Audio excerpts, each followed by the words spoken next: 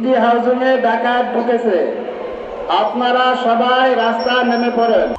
এলাকাবাসী সেনাবাহিনীদের কল করার পর সেনাবাহিনীর রেসপন্স টিম দ্রুত ঘটনাস্থলে এসে 4 জন ডাকাতকে আটক করেন। যে কোনো পরিস্থিতিতে সাধারণ জনগণকে এগিয়ে আসার আহ্বান জানিয়েছেন সেনাবাহিনী। এছাড়াও ছাত্র জনতাকে সেনাবাহিনীর পাশাপাশি এলাকার দায়িত্ব নেওয়ার জন্য আহ্বান জানিয়েছেন।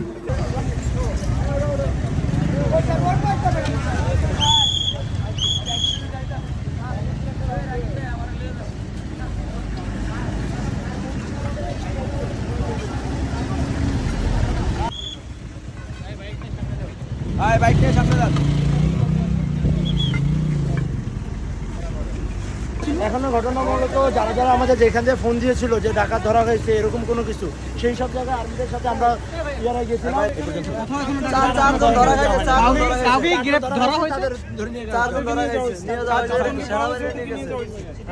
সিটি হাউজিং থেকে ধরানো হয়েছে। সিটি হাউজিং না garden city? City housing, city housing.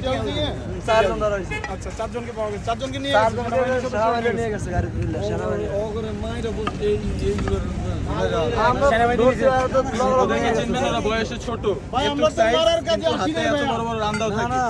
কি কারণে কইলাম যে ওগো বয়ে তাহলে একটু আর আইবো না।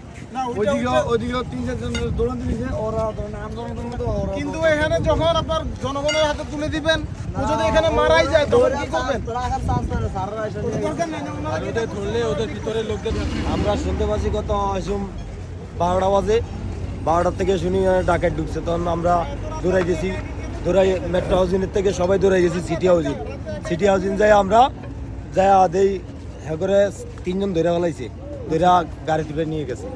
হ্যাঁ, ওরা এক লাগে 20-30 জন 50 জন থাকে, অস্ত্র মস্ত্র নিয়ে, বড় বড় রান্দাদা সামুরাই ওগুলা লইয়া ধরে।